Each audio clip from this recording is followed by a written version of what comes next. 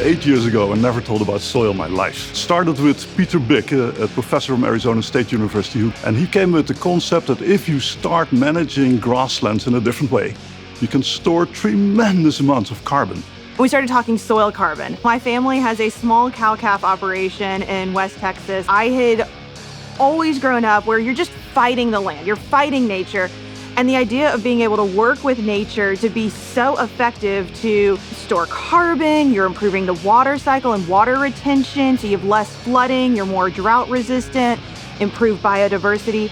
That's a fairy tale that can never work, that there's too many good things. We start to invest and collect a lot of data from ranches, left and right side of the fence, and you soon realize that, whoa, this is unbelievable. Since then, I think about soil almost every day and every hour.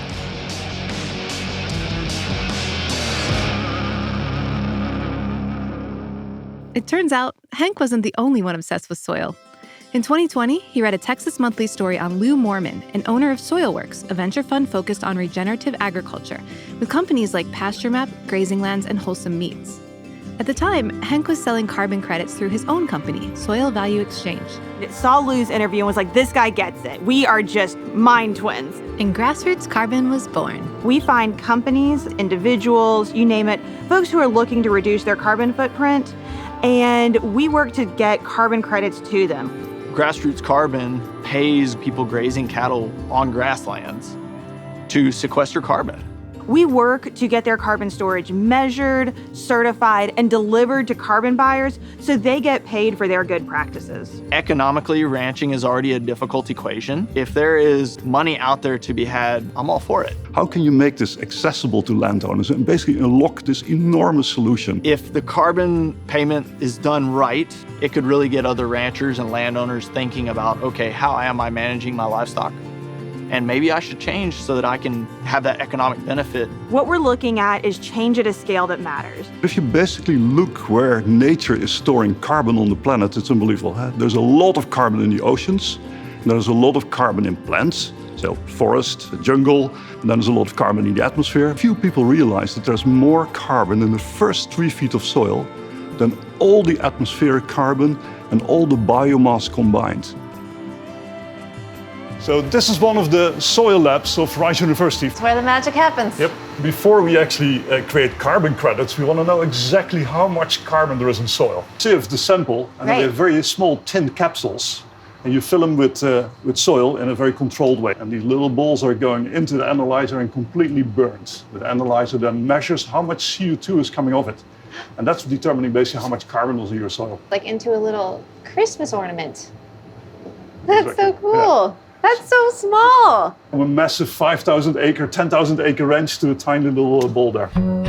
You can store a lot of carbon. It depends where you are, because this is all based on photosynthesis, where CO2 out of the atmosphere reacts with water in the green parts of the plant. To store carbon in the soil, you need plants. To have plants, you need healthy soil. Healthy soils with thriving microorganisms and thriving root systems and a lot of carbon almost act like a sponge. It really keeps water in the soil. Water is precious in Texas. You graze the ground down, the water just runs off. But if you have those deep-rooted grasses, then the water goes down or can follow the roots down. But it's not how much rainfall you get, it's how much water your soil can hold. So there's fantastic stories where ranchers survived the drought, didn't have to sell their cattle because they just had water in their soils. In fact, regenerative ranches store up to 10 times more water in their soil. And livestock provide natural fertilizer to build healthy soil and grow healthy crops. They're an important part of this environment. Think of it as the bison were here once, and so we have to replicate what they did for the land with domestic livestock. And cows are a great way to do that at a large scale. Everybody loves to eat grass-fed beef, so it's a win-win, right? And we get to pump carbon into the ground too. So that's an even bigger win. The idea of Grazing Lands was building a scaled regenerative grazing business, and the livestock is the byproduct of that business. It all came about when Travis was helping Lou Moorman and SoilWorks launch Wholesome Meats, a regeneratively raised beef brand. We quickly realized that the demand was increasing so rapidly. Demand's not going to be our issue. Let's crack the code on supply chains. You have to think way beyond a farmer's market and that scale into something much bigger. The reality is we need supply chain all over the United States for it, right? And we have yet to prove it out here in South Texas, or anybody has really, as far as from birth to finish regenerative beef supply chain. People that become vegans and vegetarians because they think, well, I can't eat animals because of the way that they're raised. Well, what if we raise them in a way that actually heals the planet? All of a sudden we have a win-win for everybody. You can't replace meat with vegetables. They're two totally different things.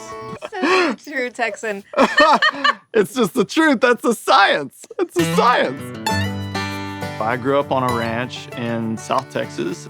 My family actually homesteaded it in 1846. It's called Parker Creek Ranch. When the Krause family settled in Texas, they sent a letter back home to Alsace, a letter that the family handed down for 7 generations. They were talking about how they had homesteaded on this beautiful flowing creek in Medina County. You know, the grass was as tall as the horses. It was a lot more lush, clearly, at that time when they homesteaded than what I have today. You know, where I live, it's a degraded landscape, like many landscapes that we deal with. And so that's actually sort of the beginning of my journey into regenerative agriculture, wanting to rebuild the landscape where I grew up. So Travis started Grazing Lands, a ranch management company dedicated to helping landowners balance financial viability with ecological integrity through holistic grazing and carbon sequestration. The first ranch to sign on was Pajarito. This is a living laboratory. I'm like, let's do it. We have cows hanging out in the woods. We try to graze everything. We do it very carefully, but we can go kind of walk in here and see if we can call them up, maybe, and see if they come out. Who knows? What, you got their cell phone number? Yeah. A little bit like that. Old-fashioned cell phone. If you want to do it with me? You want to try it? I want to watch you first. Okay, watch me first. Okay. So I just kind of do this, and then I make the noise that they sort of do, right? And so we go like this. Woo!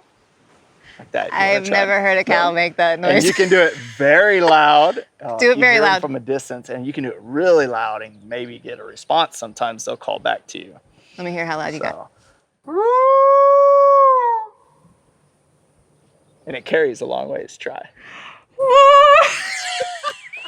You have to have confidence in the way that you do it, or they're not gonna know what kind of cow you are. They're like, a very sick cow over there. Run in the opposite direction. All right, here we go. Let's do it together. Okay, I need ready? some help. Ready? Woo! Ow, that hurt. All right, I don't think that I've got the hang of this. That's okay. It's okay. Each ranch has its unique characteristics. I really look at it not as one whole, but there's like different areas. And so each needs a different type of management. Our goal is to always be improving the land. We think that properly managing the livestock is the best way for us to improve the biodiversity and the health of the whole ecosystem. The first thing that we think about is the ecological balance of a ranch. This is a unique piece of property because you have different ecotypes. You went through like the riparian zone because there's a creek that splits the property, but then you have some post-oak savanna country and the soils change. I had to learn all about what nature was telling me. And a lot of that's just through observation.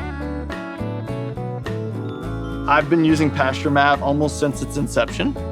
PastureMap is software which is being used by tens of thousands of landowners to manage cattle in a rotational way. The guys use it at the ranch literally every day. So ranchers can see forage days, rest days per acre, audit historical and grazing plans. They're improving the forage. They can stock more cattle, so they're increasing the profitability too of just the per acre head count. Also, really importantly for us, we can use it to house carbon data and over time help ranchers to make better decisions to improve their land management. Yeah, it's just another tool in that toolbox. PastureMap helps ranchers practice high-density, short-duration grazing. For ranchers with lots of cattle, the idea of moving fences and herds every single day, sometimes twice a day, can be daunting. What we're doing with Grazing Lands is we're proving that it isn't, and that the cattle actually will work with you, and they know they're moving to a better pasture. When you do set stocking, that's the traditional way of approaching ranch management. Dumping 500 cows out in a pasture and just letting them stay there all year long. Our management strategy is timed grazing, and then we let it rest. The approach that we take allows plants like this to really thrive. So it's getting to reboot itself and put out a seed head like this really pretty seed head right here. It's a good example is like switchgrass or big blue stem. South Texas false rhodes grass.